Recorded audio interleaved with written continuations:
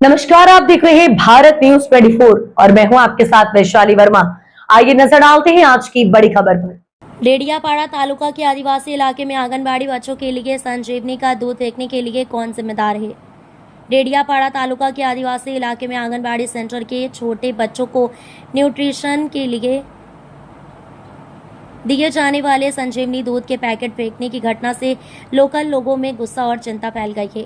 डेडियापाड़ा पंथक में इस बात पर बहस तेज हो गई है कि अगर दूध के पैकेट समय पर डिलीवर किए जाते तो बच्चों को फायदा होता। अब सवाल उठ रहे हैं कि दूध के पैकेट क्यों फेंकी गई, कौन जिम्मेदार है। क्या ये संबंधित आंगनबाड़ी स्टाफ, सप्लाई चेन या एडमिनिस्ट्रेशन की जिम्मेदारी है। लोकल नेता और गांव वाले पूरे मामले की बिना किसी भेदभाव के जांच की मांग कर रहे हैं। साथ ही जिम्मेदार अधिकारियों के खिलाफ सही कार्रवाई करने और भविष्य में ऐसी घटनाएं न हो इसके लिए कड़ी निगरानी रखने की भी मांग कर रहे हैं। सरकार आदिवासी इलाकों में कुपोषण से लड़ने के लिए कई तरह की योजनाएं चला रही है, लेकिन पोषण के लिए दिए गए सामान की बर्बादी चिंता की बात है।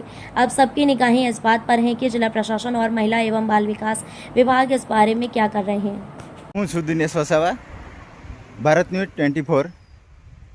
અત્યારે સનસનીખેજમાં એ બતાવવા જઈ રહ્યો છું કે ડેડિયાપાડા તાલુકામાં, સાગબારા તાલુકામાં, ચિગદા તાલુકામાં, નર્મદા જિલ્લામાં ઘણા જ કુપોષિત બાળકો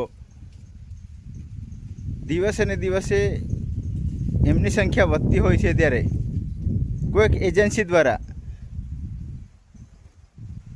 ડેડિયાપાડા ને મોવી રોડ પર એક ગણનારું આવ્યું છે। ત્યાં દૂધ સંજીવની યોજના ગુજરાત સરકારે જ્યારે બહાર પાડી છે, જે કુપોષિત બાળકોને એમનું સ્તર ઊંચું લાવવા માટે, કુપોષિત બાળકોની સંખ્યા ઘટાડવા માટે દૂધ સંજીવની યોજના બહાર પાડી છે, ત્યારે હાલ એક સનસનીખેજ જોવા મળી રહ્યો છે। તે આપણે દ્રશ્યમાન કરી રહ્યો છું।